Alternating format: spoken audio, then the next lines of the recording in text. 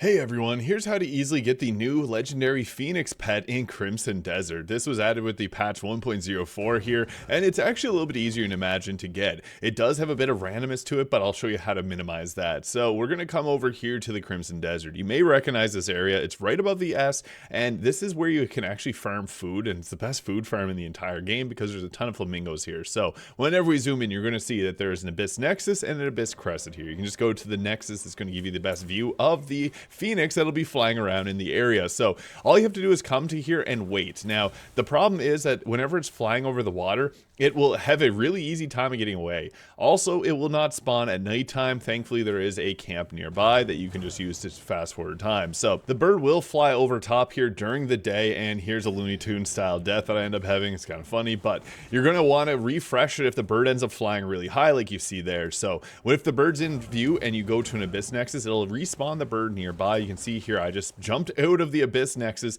and the Phoenix was literally right there, and I was able to fly over and attack it. Unfortunately, again, over top water, which has a stupid swimming animation, and then the bird flew away. So all I had to do was go back and refresh it after I shot it over water again. The water is kind of frustrating because you can't really skin it there, so I wouldn't recommend doing that. Even if you keep hitting it, it's going to get regenerated here as a Phoenix would. So yeah, we're going to just refresh the Abyss Nexus, and this is where we want to have it happen. So when you see it starting to fly away from the water, we're going to chase it down here using that special fly, and we got it over top of a cliff here, which is great because it's going to end up taking a bunch of fall damage and then get wiped out. So yeah, it does take a few arrows, and I recommend using explosive arrows. I have those linked in the comments. But after that, the Phoenix is down and you can go and skin it, and you do have to skin it here. So I'll show the location I was able to spawn or pop it in at, and it is fiery, so just be mindful of that. It will burn you if you're not paying attention. So after you go and skin it, and you have to skin it, you're going to then go to the Witch Woods here. So spawning in, you're going to go and craft this under the Craft Abyss gear. It's at the very far right for the special items there, so you can then go and craft this.